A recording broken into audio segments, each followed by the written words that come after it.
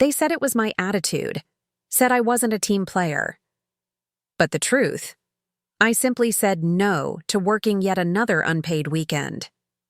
2 weeks later, my phone rang, and guess who was on the other end, practically begging for my help?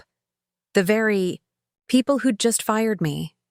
I'm Sarah Jenkins, 35 years old, and for a decade and a half, I was the head architect and the unwavering backbone of Apex Innovations. Our firm, a dynamic force in sustainable urban development, was my life's work, meticulously built from the ground up by my mentor, Mr. Davies, and then nurtured by my relentless dedication. My colleague Mark, a few years my junior, always seemed to glide through the ranks with an easy charm and a knack for self-promotion. After 15 years of pouring every ounce of my creativity and expertise into shaping Apex, I never imagined my journey would end in the stark reality of the parking lot, clutching a box of my personal effects, dismissed by the very board I'd helped establish. But when the termination letter was handed to me, citing attitude as the reason after I refused yet another uncompensated overtime demand, I didn't crumble. I didn't argue. I simply smiled. It was a smile born not of happiness, but of a quiet, profound understanding. I knew with absolute certainty that this wasn't the end, but a new beginning. Before we jump back in, tell us where you're tuning in from, and if this story touches you, make sure you're subscribed, because tomorrow, I've saved something extra special for you.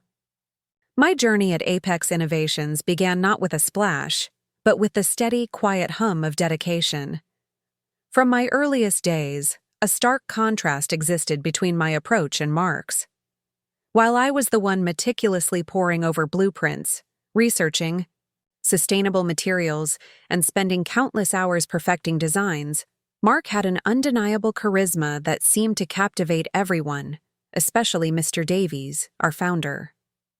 Richard Davies, my mentor, started what would become Apex Innovations from a cramped rented office in 1995, fueled by a single, revolutionary concept: designing buildings that were not only functional, but also environmentally responsible. I still remember the worn-out drafting table in that small office, where he'd spend late nights sketching out his visions, fueled by cheap coffee and an unshakable belief in his mission. He worked 16-hour days, sometimes crashing on a makeshift cot in the back room, determined to build something truly meaningful, something that would leave a positive mark on the world. By the time I was 10, the firm had grown enough to move into a modest, albeit respectable, office downtown. I'd spend hours after school there, captivated by the intricate models and the hushed intensity of the architects at work, absorbing everything about sustainable design like a sponge. My mother, Sarah Jenkins, initially a homemaker, joined the company officially when I started high school, overseeing the administrative and logistical aspects with a quiet efficiency that kept everything running smoothly behind the scenes. Our family dinners often transformed into impromptu brainstorming sessions, with Mr. Davies excitedly sharing new project proposals or challenging design problems. I would ask thoughtful questions, taking mental notes on every detail, while Mark would often be more interested in his phone, seemingly disconnected from anything related to Apex Innovations. Summer after summer, from age 16 onward, I immersed myself in the company, deliberately rotating through every department to learn each nuance of the business.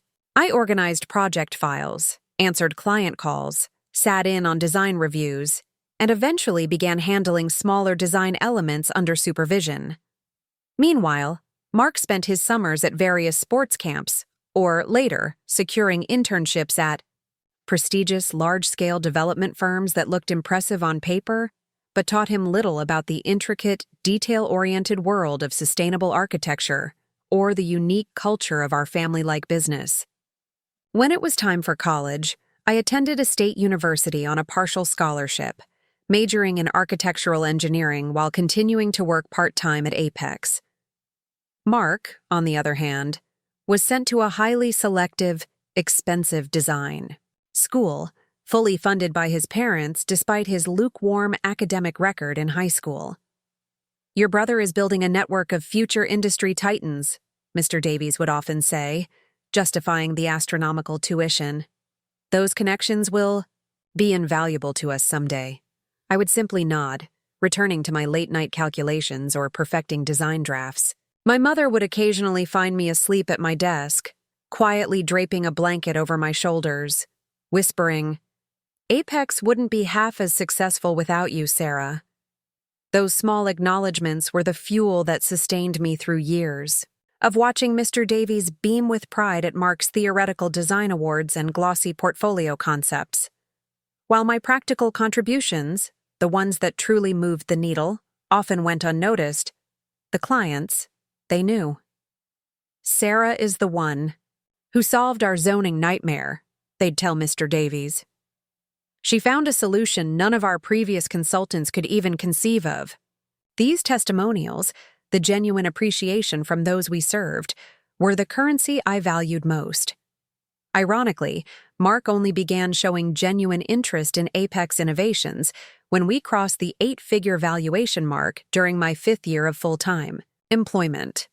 Suddenly, during holiday breaks from his design program, he'd appear at the office, asking probing questions and sitting in on executive meetings. I was cautiously optimistic then, hoping his formal education might complement my practical experience. I had no idea he was surveying what he would later claim as his territory. My progression through the company ranks wasn't a given. It was earned through sheer grit and demonstrable results. I started in junior design, then moved to project management, where I personally cultivated relationships with our top 20 clients, increasing project completion rates by nearly 40% in just 18 months. By my late 20s, I was heading special projects, including our expansion into eco-friendly residential developments, which tapped into an entirely underserved market segment for us. The crowning achievement of my early career was the creation of our modular housing division when I was 31. I had recognized that smaller clients needed accessible, sustainable housing solutions without the high-touch, custom design model we typically provided. After researching for months and pulling countless all-nighters to develop the business model, I presented a comprehensive plan to the board.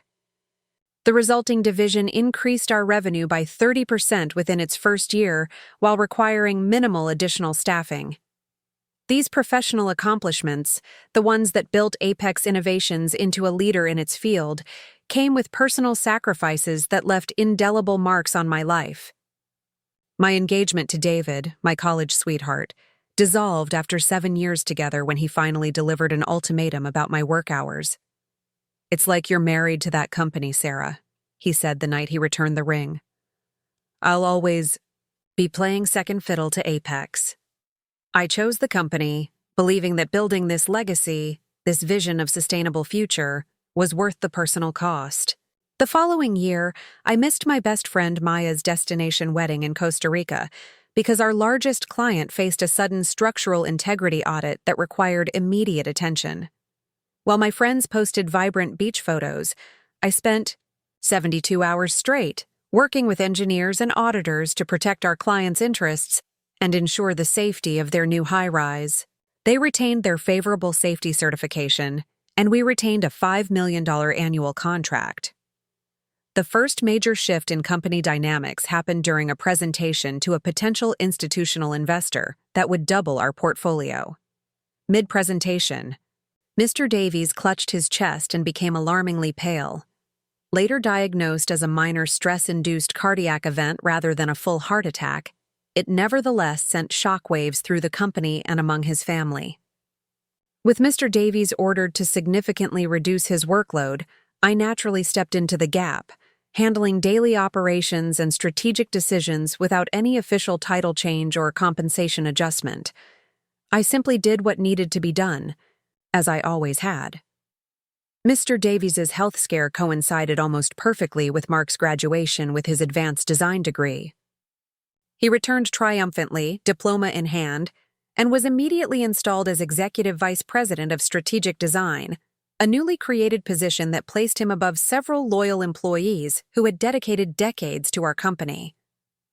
A company-wide meeting was called to introduce Mark in his new role, where Mr. Davies stood proudly with his arm around his shoulders. "This is the future of Apex Innovations," he announced, beaming. Fresh thinking and modern design approaches that will take us to the next level. I sat in the front row, applauding supportively, genuinely hoping we could collaborate effectively. That optimism resulted in weeks of developing collaborative project proposals that outlined how my practical experience and his theoretical knowledge could complement each other, creating an even stronger design force. When I finally got time, on his notoriously packed schedule to present these ideas, Mark barely glanced at my carefully prepared materials. This is all just doing what Mr. Davies said, following old playbooks, he dismissed with a wave of his hand. We need innovative approaches, not business as usual. The first major client meeting with both of us present revealed the growing chasm in our approaches. Global Tech Solutions, a long-standing client we'd serviced for 15 years, was considering a significant expansion of their campus, aiming for net zero energy consumption. Mark confidently recommended an aggressive, cutting-edge design strategy that prioritized radical aesthetics over proven energy efficiency and long-term cost-effectiveness. When I cautiously suggested a more balanced approach that protected their core business needs while still enabling ambitious sustainability goals, Mr. Davies sided with Mark. Let's not be afraid to push the boundaries, he said, effectively ending the discussion. Weeks later, when material costs shifted unexpectedly and a critical component for Mark's radical design was delayed indefinitely, Global Tech's expansion, plans were suddenly on dangerously shaky ground due to the aggressive, inflexible strategy. I stayed until 4 a.m, reworking their financial models and design schematics to create a safety net that wouldn't be obvious to Mark or Mr. Davies, utilizing alternative, readily available sustainable materials. The next day, when Global Tech executives expressed relief at how well our strategy had protected them from market volatility, Mark smoothly took credit for the built-in contingencies of his plan. I watched Mr. Davies pat his shoulder approvingly while I silently added another late night to my growing collection of unacknowledged contributions. The undermining of my position happened so gradually that for months I questioned whether I was being paranoid or overly sensitive. Mark began scheduling key client meetings and strategic design sessions during times when he knew I was committed to being with our most important clients, the ones I had personally cultivated for years. Oh, did that conflict with your schedule? I'm so sorry. We had to move quickly, became his standard response when I questioned these coincidences.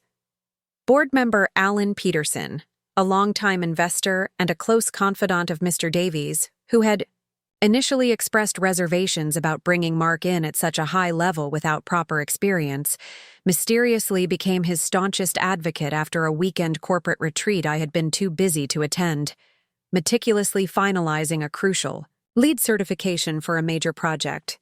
Suddenly, Alan was mentoring Mark, introducing him to his extensive network and supporting his ideas in board meetings with enthusiastic endorsements, often echoing Mark's own dismissive language about outdated approaches.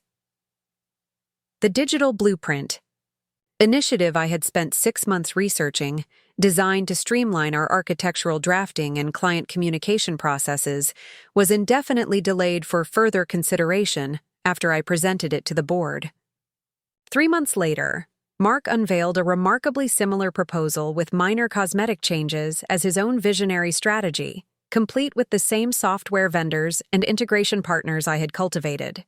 Mr. Davies lauded his foresight and innovative thinking, apparently forgetting my original presentation entirely. His health continued to deteriorate with increasing blood pressure concerns and another minor cardiac episode, resulting in reduced office hours and more responsibility falling to others.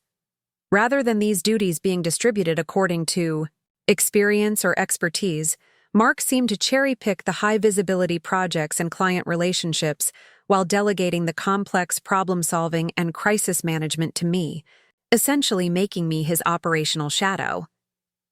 Increasingly, I noticed closed-door meetings between Mark and select board members, conversations that abruptly ended when I approached, accompanied by awkward silences.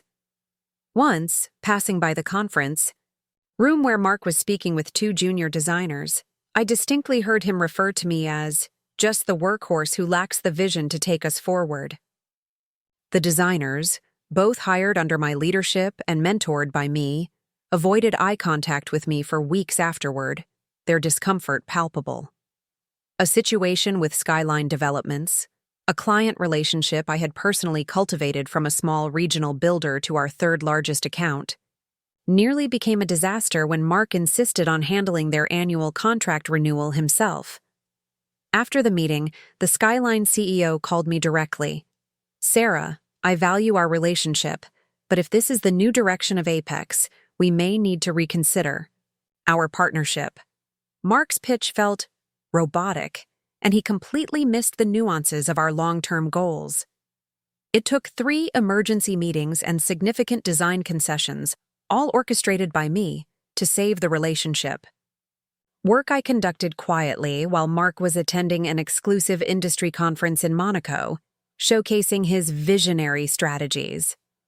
My mother attempted to mediate the growing tension between us, suggesting family dinners without business talk, and even proposing a professional mediator to help us define our roles more clearly. Mr. Davies dismissed these efforts as unnecessary drama and told my mother to let the kids sort out their professional relationship themselves, unknowingly, fueling the fire.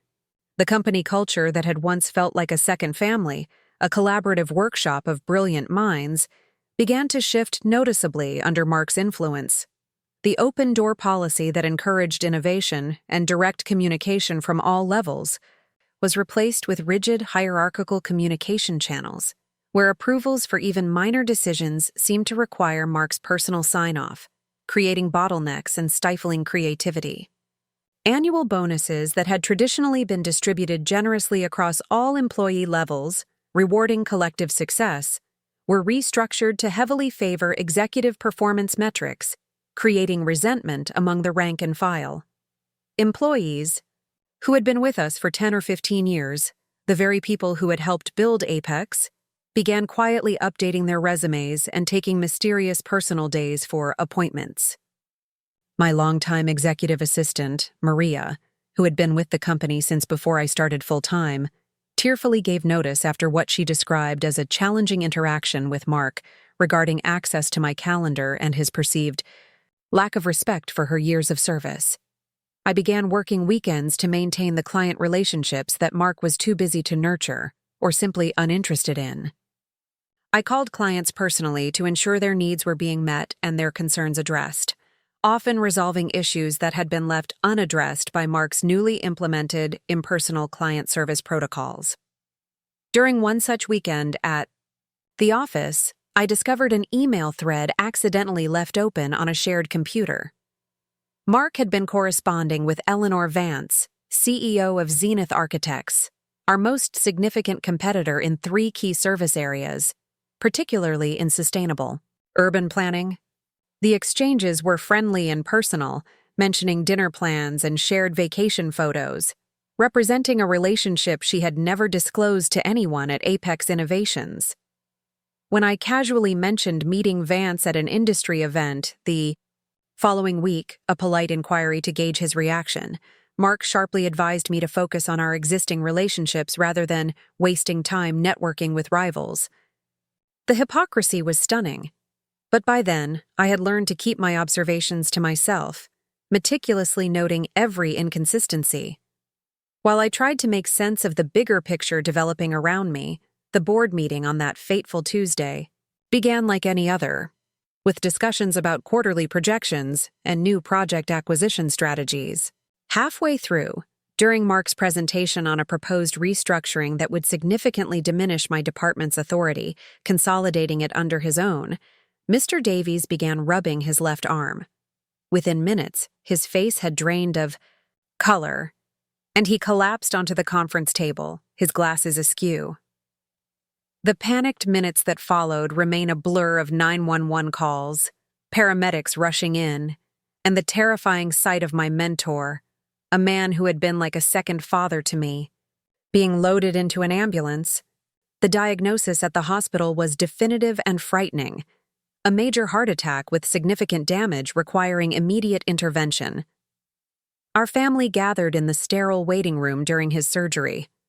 My mother silently clutched her rosary, her face etched with worry. I paced anxiously, coordinating the necessary company communications, delegating urgent tasks, and ensuring our clients remained informed. Mark, meanwhile, sobbed dramatically each time medical staff entered the room, making a theatrical display of his grief, often in front of the nurses. When the surgeon finally emerged with news that Mr. Davies had pulled through, but would need significant recovery time, Mark's performance as the devoted son reached new heights. He insisted on staying overnight in his hospital room, making a show of his sacrifice while I handled the practical matters of insurance forms, medical decisions, and, crucially, keeping Apex Innovations functioning in crisis mode. By the third day of Mr. Davies' hospital stay, Mark began bringing business documents for him to sign from his hospital bed. "Just some time-sensitive matters that can't wait, Mr. Davies," he explained to my mother and me with a dismissive wave, acting as if I were a mere assistant. I noticed his signature appearing progressively weaker on each document, raising serious concerns about whether he was truly cognizant of what he was approving. When I suggested waiting until he was stronger, Mark accused me of trying to control things during a family crisis, twisting my legitimate concern into a personal attack. A young nurse, mistaking me for a visitor rather than a key family member, an executive casually mentioned how dedicated the new CEO was, spending so much time at the hospital. When I questioned who she meant, she pointed to Mark, explaining, "Your brother mentioned his promotion several times while making calls from your father's room." That night, my mother found me in the hospital. Cafeteria at midnight, her eyes red-rimmed from crying and exhaustion. She slid into the seat across from me, wrapping her hands around a cooling cup of tea. "I don't know what to do anymore, Sarah," she confessed, her voice barely above a whisper. "Your father won't listen to me about company matters, says I don't understand the business world, but something doesn't feel right about all this rushing while he's so vulnerable." Her admission of powerlessness in the family and corporate dynamics we all participated in maintaining broke something open inside me. This wasn't just about my career anymore. It was about protecting Mr. Davies and the legacy he had worked so hard to build. Preparing and narrating this story took us a lot of time, so if you are enjoying it, subscribe to our channel. It means a lot to us. Now, back to the story. The next morning, armed with a growing sense of unease, I remotely accessed the company server from my laptop in the hospital waiting room, searching for any clues about what Mark might be orchestrating. In the shared executive communications folder, amidst files I typically wouldn't access without explicit permission, I discovered a draft announcement dated for the following week. It boldly declared, "Apex Innovations is proud to announce the appointment of Mark Jenkins as Chief Executive Officer, effective immediately." The document detailed a succession plan that completely excised me from leadership, relegating my position to a newly created senior advisory role with absolutely no decision-making authority. It was a thinly veiled demotion, a golden handshake, designed to push me out without an outright firing for now. When Mr. Davies was moved from intensive care to a private room with more liberal visitation, still weak but slightly more coherent, I attempted to cautiously broach the subject of succession planning. "Mr. Davies," I began, choosing my words carefully, "I think we should discuss the leadership structure while you recover. I noticed some documents being prepared that I wasn't consulted on."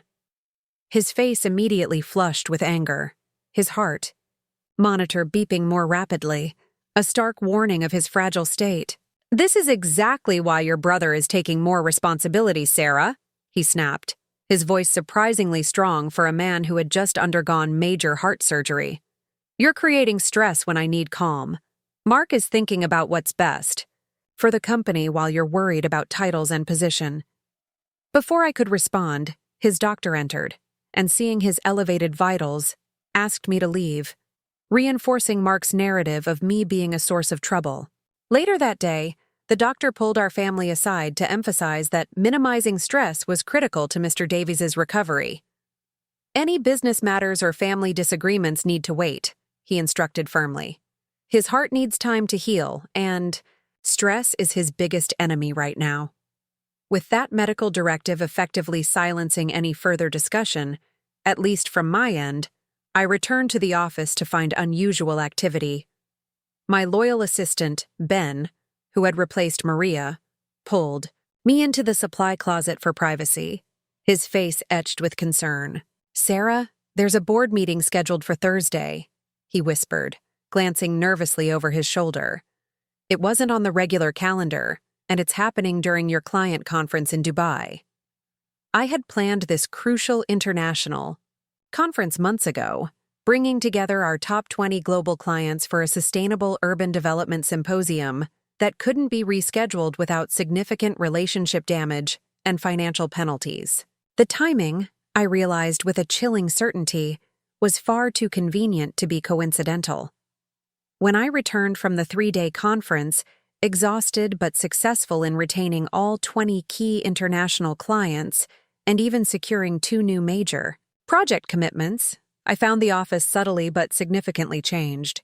The personal items from Mr. Davies's corner office, his beloved collection of antique drafting tools, the framed photos of his early projects, even his favorite worn leather chair, were being packed into boxes by an unfamiliar assistant, while Mark's sleek, modern, and frankly ostentatious designer briefcase already sat prominently on his desk.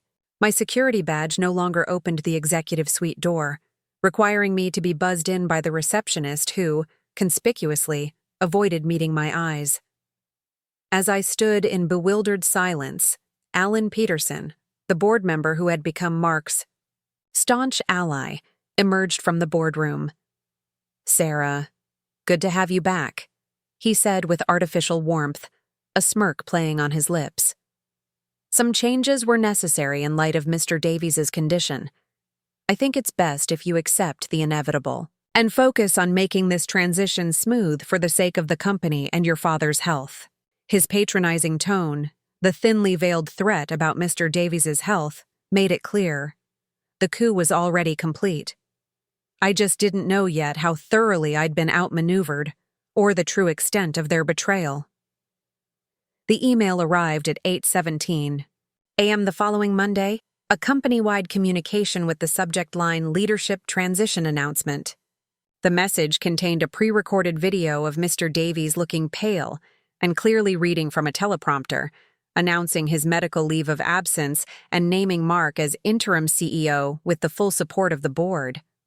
I received this news simultaneously, with the maintenance staff and interns, a deliberate public humiliation.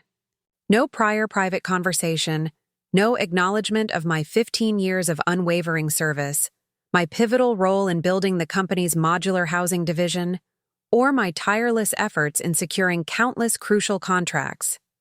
Several colleagues stopped by my office with concerned looks or sympathetic touches on my shoulder, whispering words of encouragement, but most avoided eye contact altogether, already adapting to the new power structure, fearing repercussions. That week became an exercise in professional humiliation as Mark systematically dismantled my authority.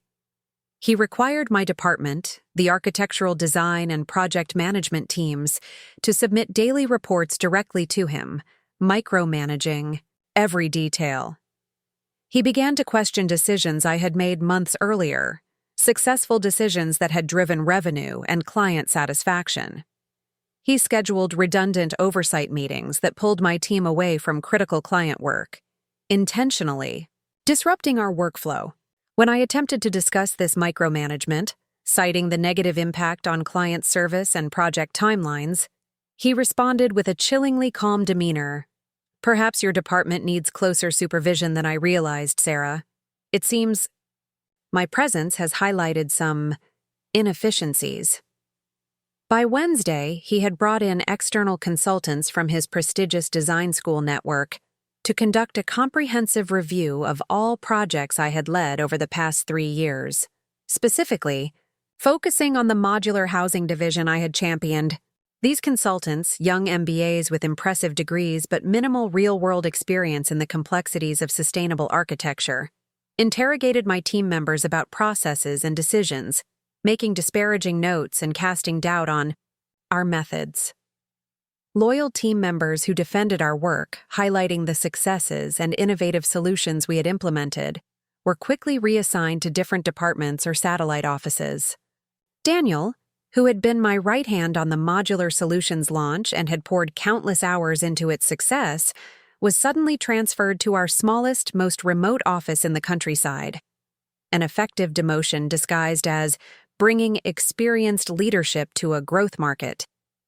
The following Tuesday, exactly 8 days after Mark's appointment announcement, I was summoned to what had been Mr. Davies' office and was now clearly Mark's domain. The family photos that once adorned the walls had been replaced with his academic credentials and glossy awards for theoretical design concepts. Mr. Davies' worn leather chair, which had molded to his form over decades of dedicated work, had been swapped for a sleek, modern throne that looked entirely out of place in the traditionally comfortable office. 4 board members, including Alan Peterson, sat in a semicircle like a tribunal, their expressions grim. Mark didn't look up from his computer when I entered, making me wait awkwardly for what felt like an eternity, before he finally acknowledged my presence with a dismissive wave of his hand. "We've completed our initial review of your departments," he began without preamble, his voice carrying the artificial gravitas he had perfected during his business school presentations. "The findings are concerning enough that immediate action is required." For 20 excruciating minutes, he detailed alleged deficiencies in everything from client retention strategies to internal documentation procedures for our modular housing blueprints, presenting minor operational details as catastrophic failures. Each accusation twisted reality in ways subtle enough that defending myself would have seemed like splitting hairs to the board members, who lacked the full context and detailed operational understanding. When he finally paused, leaning back in his new chair with a triumphant air, I began a measured response, determined to remain composed. "I appreciate the concerns raised, Mark, but I believe there are contextual factors that—" Mark slammed his palm on the desk, cutting me off abruptly. "We're not here for explanations or excuses, Sarah," he snapped, standing to deliver his coup de grace, his voice dripping with condescension. "You're out. This company needs a real leader, someone with fresh vision, not someone riding on Mr. Davies' coattails for 15 years, stuck in outdated methods. Your position is being eliminated effective immediately." The board members shifted uncomfortably, most avoiding my gaze, except for Alan Peterson, who wore a satisfied smirk, a clear sign of his complicity. "This isn't personal, Sarah," he added, a hollow platitude. "It's just business evolution." Through the glass wall of the office, I could see my mother had appeared in the doorway of the executive suite, her face crumbling as she realized with dawning horror what was happening. Mark continued his rehearsed speech, perfectly articulating the words of my dismissal. "Human Resources has prepared your separation agreement. Security will escort you to collect your personal belongings, as is standard procedure for executive separations." As if on cue, a burly security guard named Mike, who usually handled the loading dock, appeared at the door looking deeply uncomfortable with his assignment to treat me, a long-standing executive, like a potential threat. In that crystallizing moment, seeing my brother's triumphant expression, the board's chilling complicity, my mother's helpless devastation, and 15 years of my life's work being erased in a single, callous pronouncement, I made a decision that would ultimately save me. Instead of breaking down, instead of raging against the blatant injustice, I smiled. It wasn't a happy smile, but one of sudden, profound clarity and grim determination. "I understand," I said calmly, standing to my full height, meeting Mark's triumphant gaze directly. "I'll collect my things now." Mark looked momentarily thrown by my unexpected lack of resistance, having clearly prepared for a dramatic scene, a public meltdown. As Mike awkwardly walked me to my office, guiding me with an almost apologetic deference, Colleagues watched in shocked silence as I methodically packed my awards, the small collection of family photos I kept on my desk, and the countless client thank you notes I had saved over the years, each one a testament to my true contributions.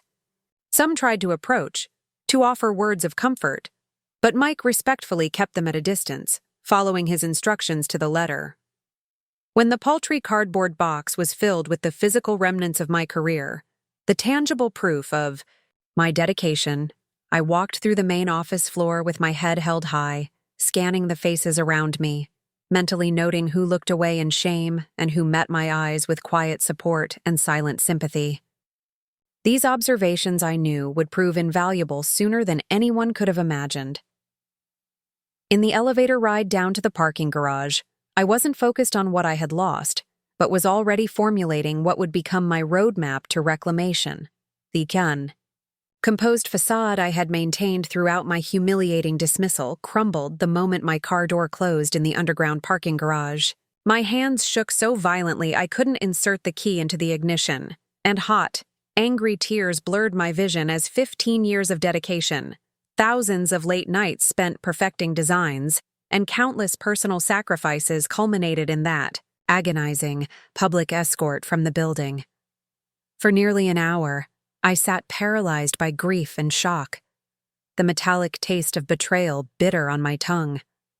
I replayed every moment that had led to this betrayal, every condescending remark, every whispered slight. I questioned where I'd gone wrong, what I could have done differently to avert this catastrophe. Had I been too trusting, too focused on the work itself, rather than the political machinations around me? The questions swirled in my mind, a relentless torrent of self-doubt.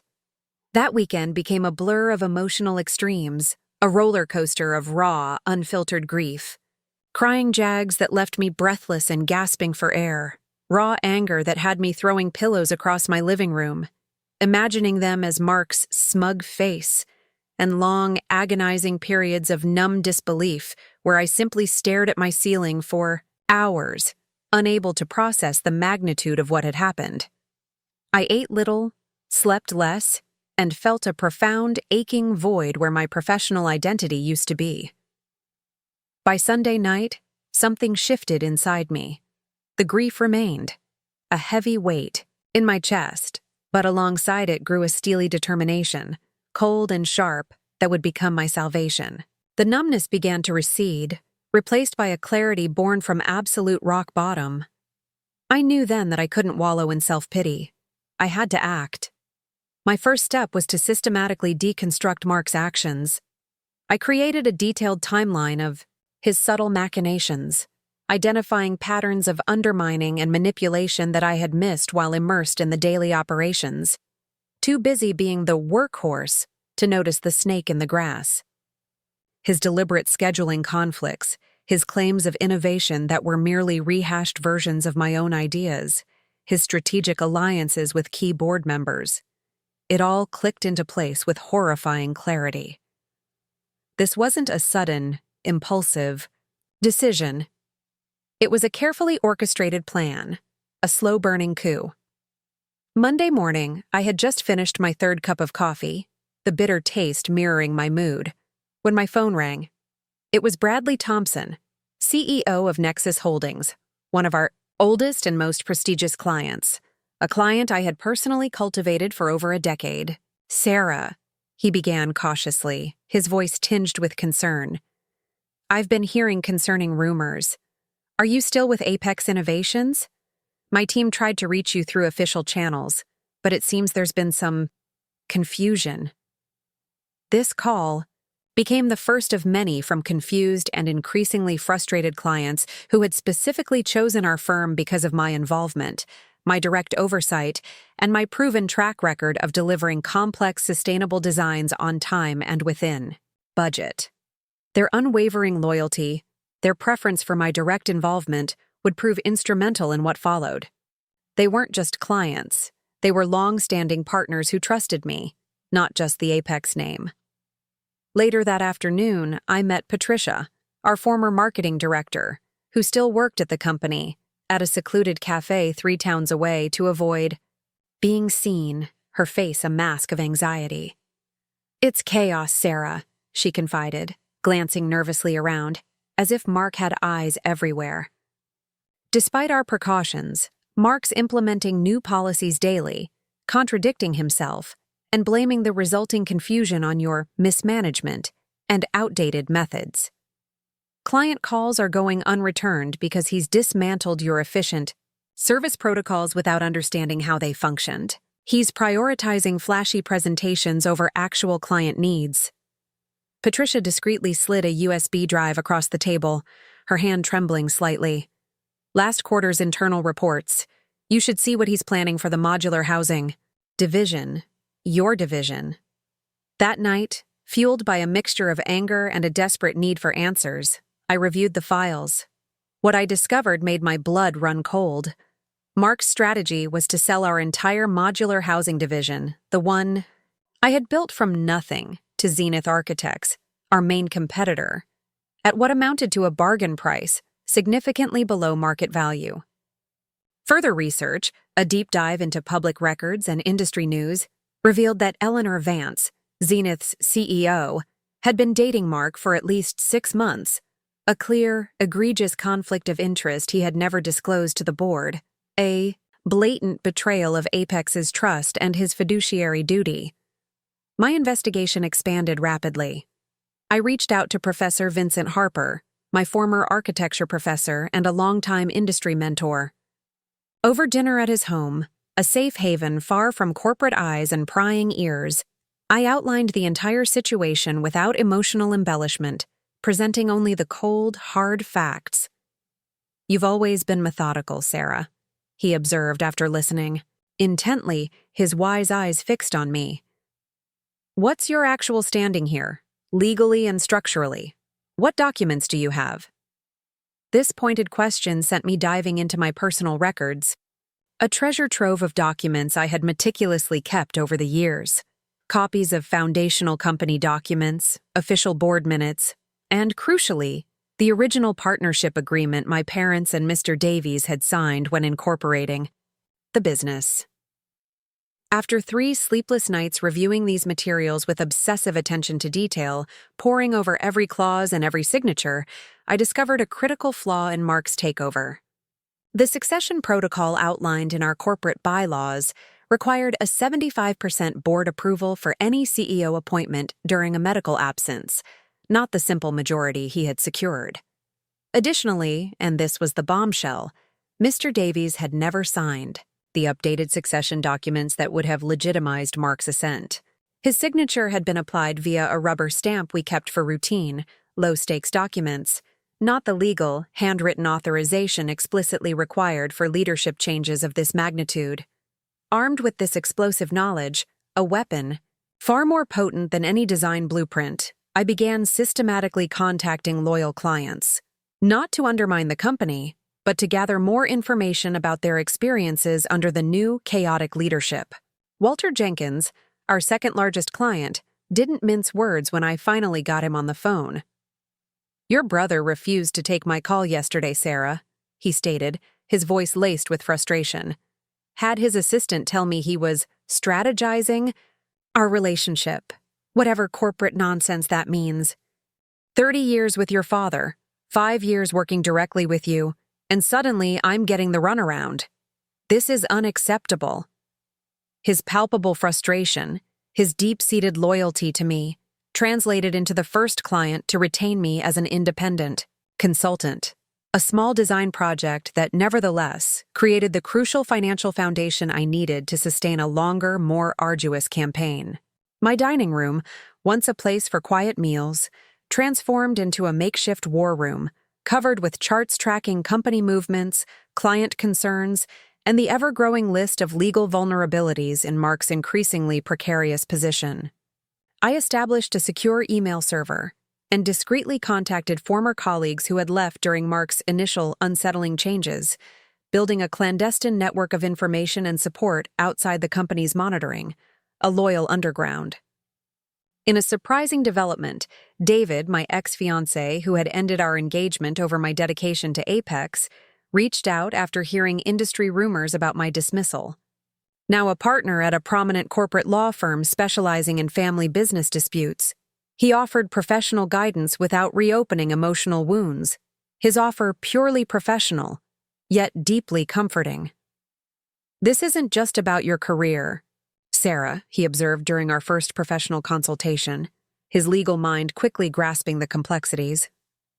"It's about protecting your parents' legacy from someone who doesn't understand its true value, who only sees it as a stepping stone." His perspective crystallized my purpose. This wasn't merely personal redemption. It was a necessary correction, a moral imperative to preserve what my parents and Mr. Davies had painstakingly built, and what our loyal clients relied upon. As my strategy developed, evolving with every new piece of information, I meticulously documented every policy violation, every ethical concern, and every potential legal exposure under Mark's disastrous leadership, creating a comprehensive, irrefutable case that would later prove to be an insurmountable mountain of evidence. 2 weeks into my intense strategic planning, armed with growing certainty and a clear purpose, I scheduled a discreet meeting with Harold Davies, the family attorney who had handled Apex Innovations' legal matters since its inception. He was a man of integrity, deeply respected by Mr. Davies, and someone I knew would be troubled by any hint of impropriety. Though initially hesitant to discuss company issues with a recently terminated employee, his unwavering loyalty to Mr.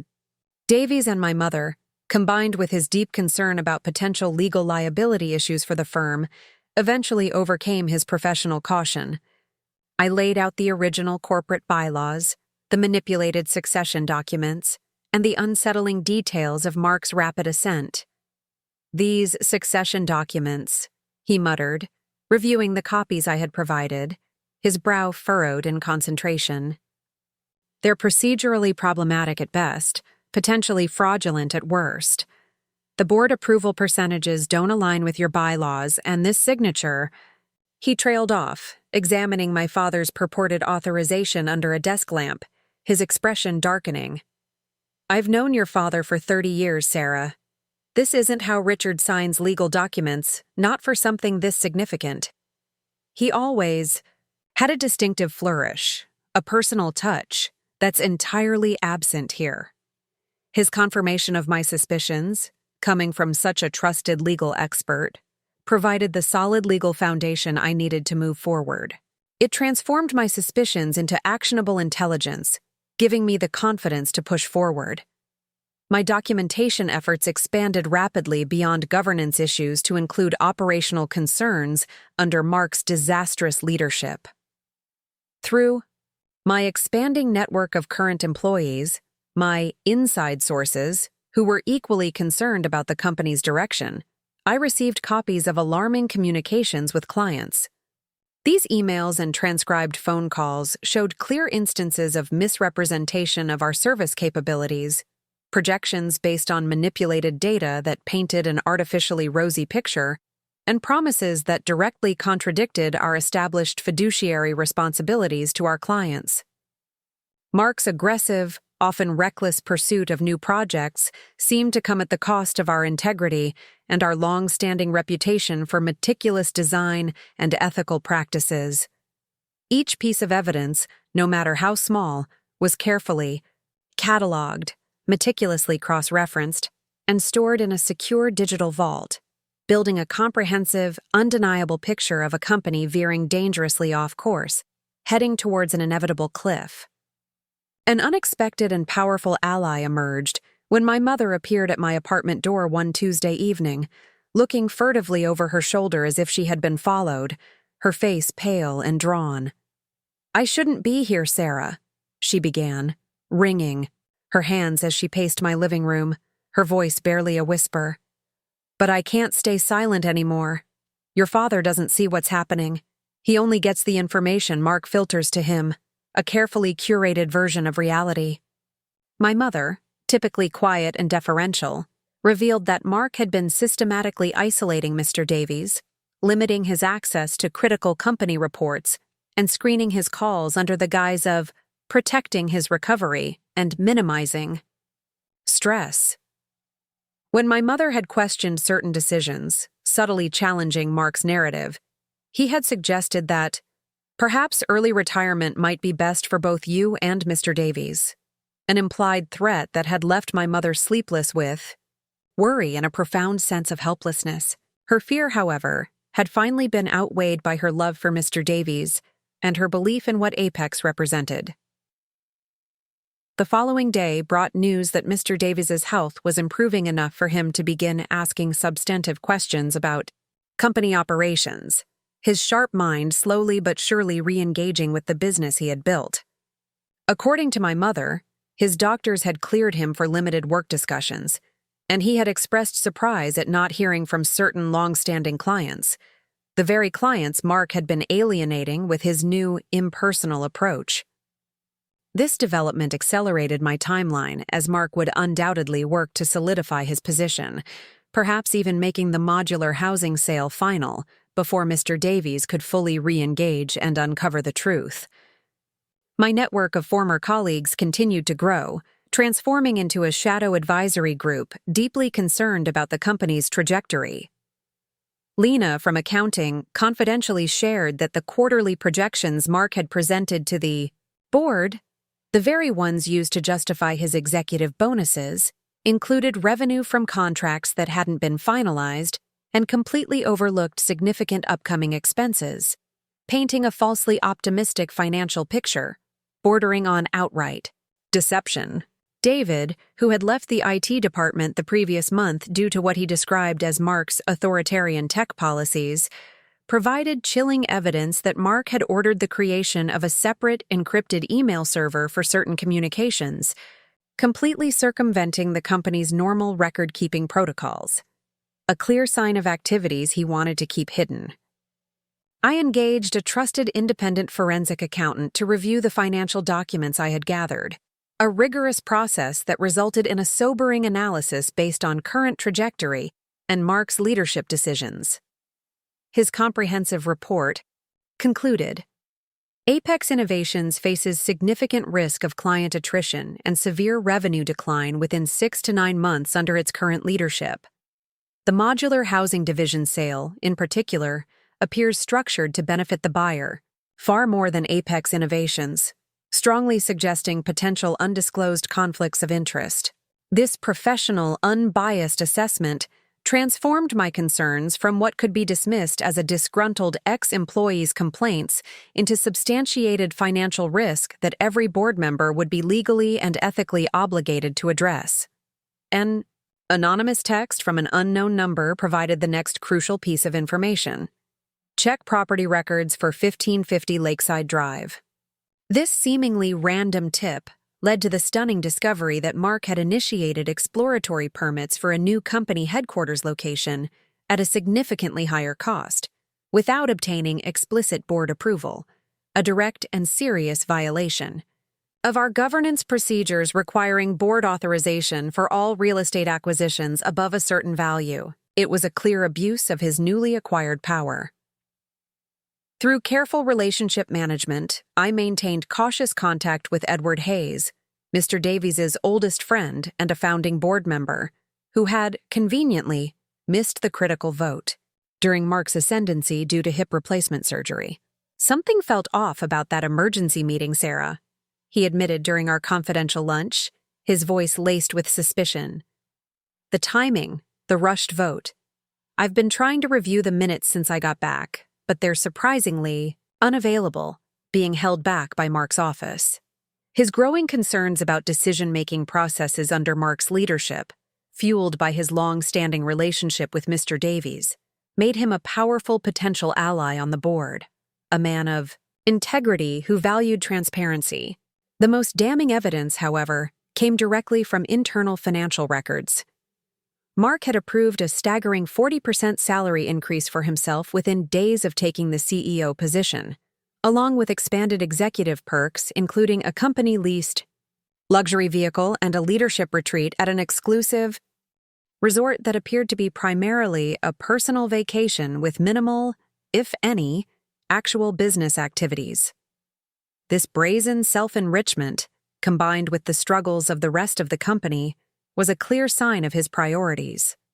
Former employees, emboldened by my quiet inquiries and the deepening disarray within Apex, began providing emotional but powerful statements about the increasingly toxic work environment, documenting instances where questioning decisions was met with intimidation, public shaming, or outright threats to job security.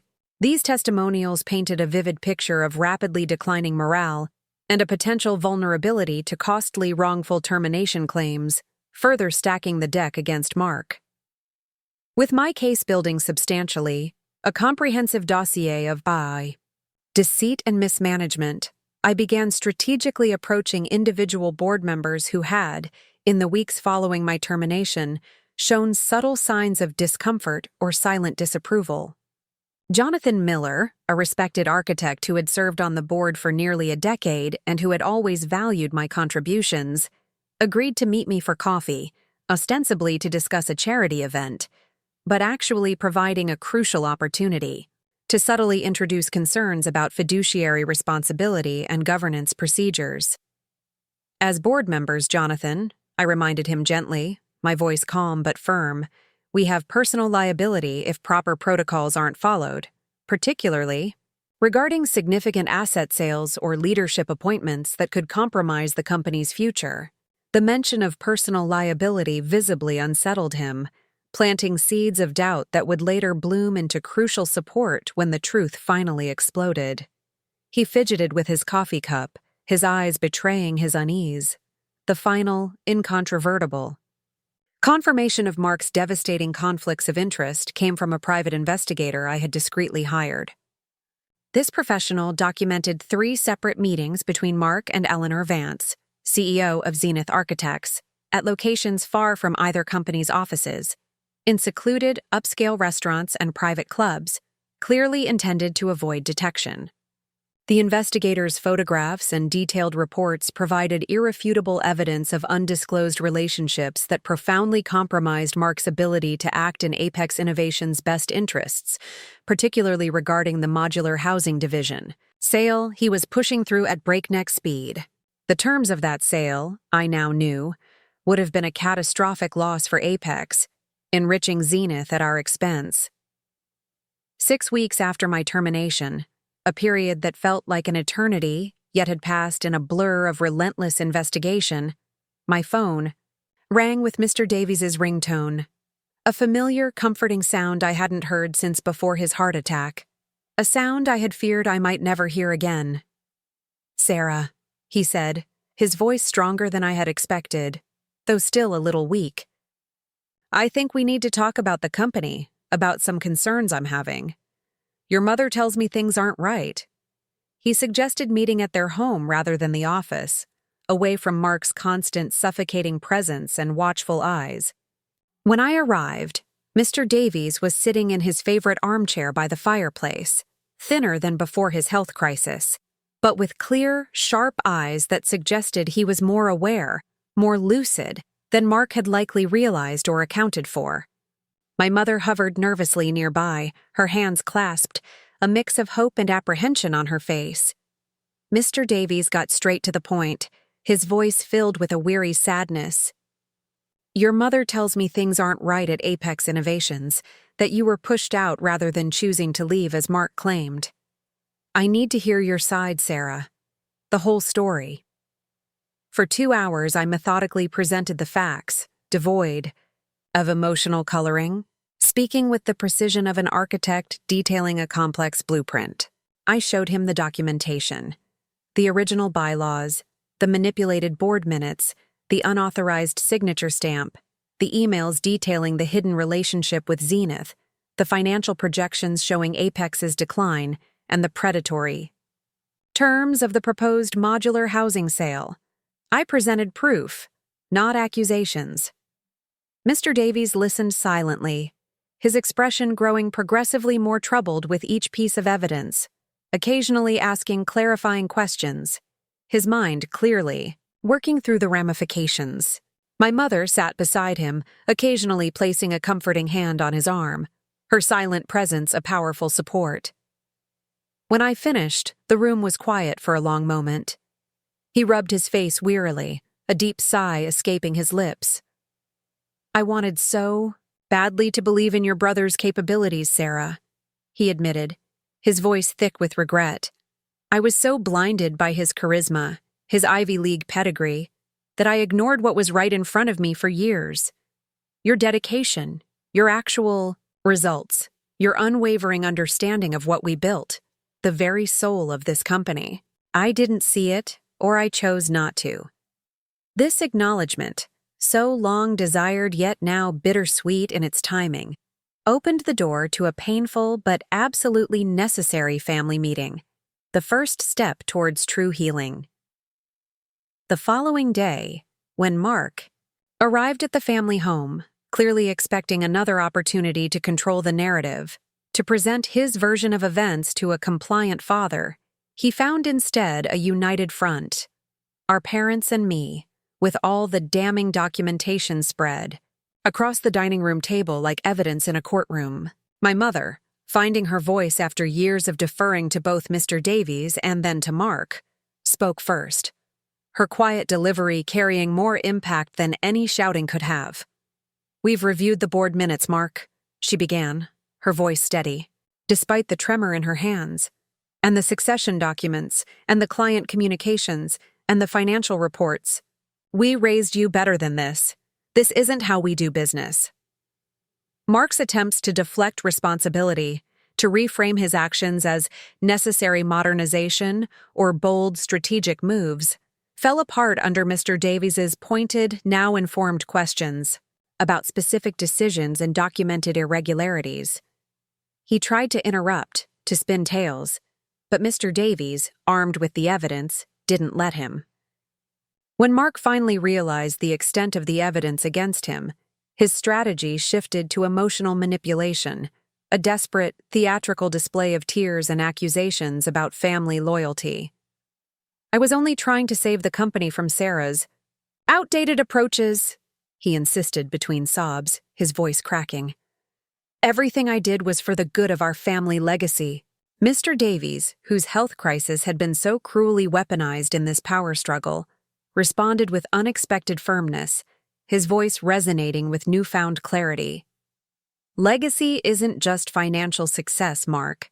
It's about integrity, about ethics, and about the relationships built over decades of trust. You've damaged both, deeply." While the family confrontation was painful but necessary, the corporate resolution required more strategic maneuvering, a full legal and business offensive.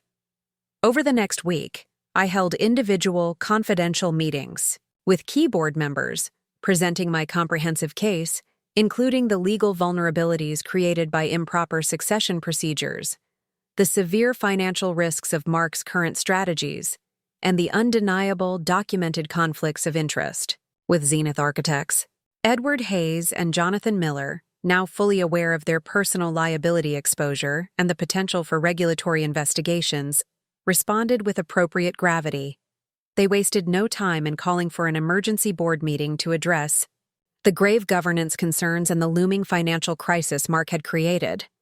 The boardroom that had witnessed my humiliation 6 weeks earlier now became the stage for accountability. When I walked in alongside my father, who, despite his lingering weakness, held his head high, Mark's shock was palpable, visible from across the room. His face drained of color as his eyes widened in disbelief. "What is she doing here?" he demanded, looking frantically to Alan Peterson for support. "This is an internal board matter." Mr. Davies, taking his rightful seat at the head of the table, his posture firm and authoritative, responded with unwavering resolve. "Sarah is here at my invitation as the company's longest-serving executive after your mother and me. She is here to present the true state of Apex Innovations." For the next 3 hours, I presented a comprehensive overview of the company's perilous situation under Mark's leadership, a meticulous breakdown supported by every piece of evidence I had painstakingly gathered. Detailed financial analyses, showing the spiraling decline, verbatim client feedback expressing deep dissatisfaction, employee statements documenting the toxic work environment, and, most damningly, the governance documentation that proved Mark's appointment was procedurally invalid.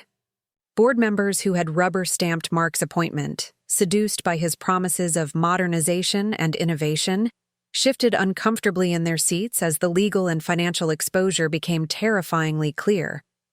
Their own professional reputations and personal assets were now at risk. The pivotal moment came when I presented the undeniable evidence of Mark's undisclosed relationship with Zenith's CEO and the egregiously disadvantageous terms of the pending modular housing division sale. This wasn't just a conflict of interest, I concluded, my voice resonating with a quiet authority. This potentially rises to the level of corporate self-dealing that could trigger severe regulatory investigation and significant legal penalties for this board and for Apex Innovations. Alan Peterson, Mark's staunchest advocate, attempted to defend him, suggesting the evidence was circumstantial and possibly manipulated by a disgruntled former employee. His position, however, weakened considerably when I played recorded statements from 5 major clients, including Bradley Thompson and Walter Jenkins, vividly describing their rapidly deteriorating relationship with Apex Innovations under the new leadership and their explicit intention to take their substantial business elsewhere if the situation continued. These were not just anonymous complaints. These were the voices of our most valuable partners, threatening to abandon us. Mr. Davies, who had remained largely silent throughout my presentation, allowing my facts to speak for themselves, finally addressed the board directly, his voice clear and resonant. I made a terrible mistake allowing my personal favoritism to cloud my business judgment. Sarah built much of what we value in this company, and I failed to acknowledge that appropriately, allowing her to be sidelined. I'm formally requesting the board to reinstate her as Chief Operating Officer with immediate effect, and to review the circumstances of her termination for potential remediation. After Mr. Davies's powerful statement, a turning point in the meeting, I left the room to allow the board to deliberate without the pressure of my presence.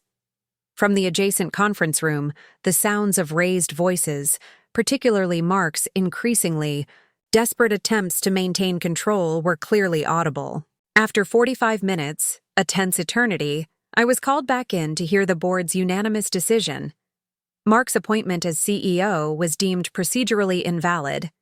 Mr. Davies would return as CEO on a limited basis during his continued recovery, providing a period of stability, and I would be reinstated as COO with expanded authority during the transition period, effectively placing me in charge of day-to-day operations and strategic direction. The board also voted to immediately terminate the modular housing division sale negotiations with Zenith Architects and to conduct a full, independent review of all decisions made during Mark's brief, destructive tenure. As the meeting concluded, Mark requested a private conversation with me in what had briefly been his office, now stripped of his personal effects. Once the door closed, his composed facade shattered. "You think you've won, but you've just destroyed this family," he spat, tears of rage replacing his earlier performance of contrition. "I was bringing this company into the modern era while you've been clinging to Dad's outdated approaches, holding us back," I responded with the calm clarity I had maintained throughout this entire grueling process. This was never about winning, Mark. It was about protecting what our parents and Mr. Davies built, and what our clients and employees rely on. You couldn't see the true value in what existed because you were too focused on claiming it as your own, on building your own superficial empire. When he moved to collect his personal items, the remaining few boxes of his belongings, he found Mike from security waiting respectfully by the door. The very same security officer who had escorted me out just 6 weeks earlier. The symmetry was not lost on anyone who witnessed her departure from the building, designer briefcase clutched tightly as he walked past the colleagues who had briefly feared his authority, but now looked at him with quiet satisfaction or open disdain. He was escorted out, just as I had been. My first day back at Apex Innovations began with a company-wide meeting in the largest conference room, employees spilling into the hallway to hear what had transpired. Standing beside Mr. Davies, who looked tired but resolute, I addressed the uncertainty head-on. Recent events have been confusing and disruptive for everyone, I began, my voice clear and steady. Today marks a reset, not to simply return to how things were before, but to move forward with transparency and renewed purpose, learning from our challenges. I outlined the immediate changes. Client relationships would be personally reviewed to repair any damage and restore trust. Departmental reorganizations would be reconsidered with direct input from team leaders, ensuring a collaborative approach. And a clear communication protocol would be established to ensure everyone understood the company's direction and felt heard. Rather than villainizing Mark, I simply acknowledged leadership differences that had necessitated change, knowing that professional dignity would serve us better than public recrimination. The truth of his actions would become evident through our renewed integrity. The weeks that followed involved methodical restructuring to establish better governance and crucial checks on authority. We created a succession planning committee with representation from different levels of the company, not just board members and family, fostering a sense of shared ownership in our future. The bylaw requiring 75% board approval for executive appointments was reinforced with additional provisions explicitly preventing conflicts of interest in leadership decisions, a direct response to Mark's abuses. While implementing these structural changes, I personally called every major client to rebuild relationships that had frayed under Mark's brief, chaotic leadership. Most responded positively, their relief palpable. Walter Jenkins, our second-largest client, chuckled. "I knew something wasn't right when they tried to tell me you'd moved on to other opportunities, Sarah. Nobody who knows you would believe you'd walk away from what you helped build." These conversations revealed operational issues that had been overshadowed by the leadership drama, providing valuable insights for improving our service model and ensuring we were truly meeting our clients' evolving needs. The most difficult, but necessary conversation happened with Mr. Davies in the quiet of his home office one Sunday afternoon. "I failed you, Sarah," he admitted, the weight of his realization evident in his slumped shoulders. "I was so caught up in Mark's academic pedigree and charisma that I couldn't see how he was manipulating me, manipulating all of us. I let my personal hopes blind me to the reality of his actions and to your true contributions." His acknowledgement, delivered with genuine remorse, opened a painful but deeply healing discussion about the family dynamics that had shaped the company culture for decades. "Your mother tried to tell me for years that I was favoring Mark, but I dismissed her concerns. As maternal worrying," he continued, his voice heavy. "I realize now how much that must have hurt both of you." This conversation, though difficult, marked the beginning of a more authentic, respectful relationship between us, built on mutual trust rather than just shared business interests. My mother's role in the company expanded beyond her traditional human resources function to include oversight of company culture and employee welfare. Her emotional intelligence and ability to connect with people, previously undervalued in our metrics-driven environment, became recognized as essential to maintaining the personal connections and supportive atmosphere that differentiated our firm from larger, more impersonal corporate competitors. "I should have spoken up sooner," she told me during a rare lunch, just the two of us. "I saw what was happening, but I fell into the same pattern of deferring to your father, and then to Mark when he returned with his fancy MBA." Her renewed confidence and active engagement brought vital, empathetic perspective to our executive decisions. 3 months after my return, the initial impacts of our strategic changes began showing positive results. Client retention had stabilized, with only 2 minor accounts lost during the turbulent transition. Employee turnover had decreased significantly, and several talented professionals who had left during Mark's tenure expressed interest in returning, drawn back by the renewed stability and positive atmosphere. Most importantly, The pervasive atmosphere of fear and uncertainty had been replaced with cautious optimism, a sense of collective purpose. As our communications became more transparent and inclusive, the walls Mark had built began to crumble. My personal healing process, however, progressed more slowly than the company's recovery. The betrayal by Mark and the complicity of the board members who had enabled him left deep trust issues that subtly affected my leadership style. I found myself double-checking information I would previously have accepted without question, hesitating to delegate important tasks and struggling to be vulnerable with the executive team.